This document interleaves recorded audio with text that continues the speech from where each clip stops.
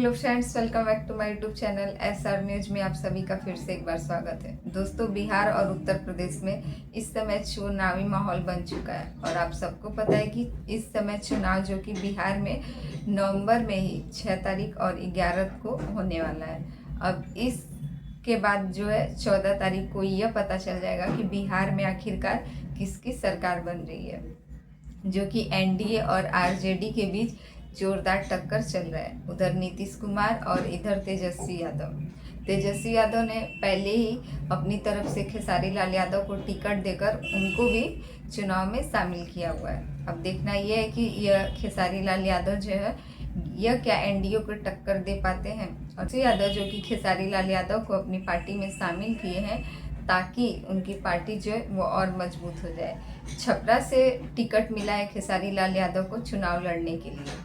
अब इधर चुनाव की तैयारियां भी चल रही हैं। अब बिहार के बाद उत्तर प्रदेश में जो चुनाव है विधानसभा का, वो 2027 में होने वाला है, ये आप सबको पता है। लेकिन उत्तर प्रदेश में भी इधर बिहार में NDA और RJD के बीच की टक्कर और उधर उत्तर प्रदेश में समाजवादी पार्टी और BJP के बीच टक्कर। लेकिन इसी बीच में एक और पार्टी आ जाती है जो कि बसपा पार्टी, यानी कि मायावती।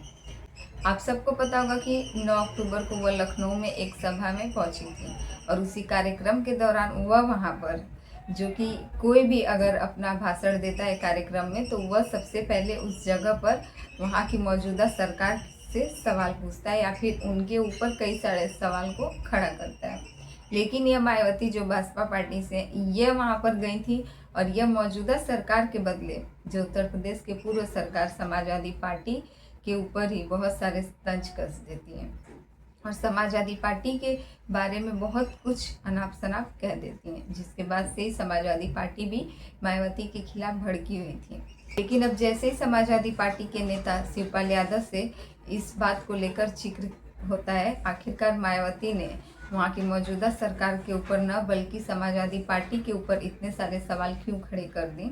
इस पर शिवपाल यादव जो है वह भड़क जाते हैं और वह मायावती को सीधे सीधे जोड़ देते हैं भाजपा से, यानी कि भारतीय जनता पार्टी से। शिवपाल यादव यहाँ तक कह देते हैं कि मायावती जो है यह BJP से मिली हुई है, तभी तो इनको जो दलित और पिछड़े वर्ग के सभी जातियों के साथ जो भी अत्याचार उनके साथ हो रहा है, जो भी दलितों का शोषण किया जा रहा है, उत्तर प्रदेश में सबसे ज़्यादा शोषण दलितों का किया जा रहा है। दलितों के साथ अत्याचार किया जा रहा है, सभी महिलाओं का शोषण किया जा रहा है। भ्रष्टाचार के मामले में भी उत्तर प्रदेश सबसे आगे है और यहाँ तक कि महिलाओं के साथ जो भी वहाँ पर शोषण हो रहा है, यहाँ तक कि उनके साथ जो दुर्व्यवहार किया जा रहा है, इन सब के बारे में मायावती आवाज़ नहीं उठाती है और ना ही वहाँ मौजूदा सरकार के बारे में वह कुछ भी कहती है, बल्कि वह सीधे हम सब समाजवादी पार्टी के खिलाफ खड़ी हो जाती हैं। इसी पर शिवपाल यादव कह देते हैं कि मायावती पूरी तरीके से BJP से मिली हुई हैं और जो मायावती 9 तारीख को लखनऊ में पहुंची थी, उनके उस कार्यक्रम में जो उतनी ज़्यादा भीड़ उमड़ी थी, इन सब में भी BJP की चाल थी,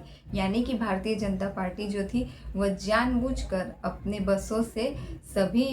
पब्लिक को उस जगह पर उस कार्यक्रम में पहुंचा रही थी। BJP यह दिखाना चाहती थी कि मायावती के कार्यक्रम में बहुत ही ज़्यादा लोगों का भीड़ उमड़ा हुआ है, लेकिन ऐसा बसपा पार्टी को लेकर नहीं, बल्कि भारतीय जनता पार्टी के भी बहुत सारे कार्यकर्ता और वहाँ के सभी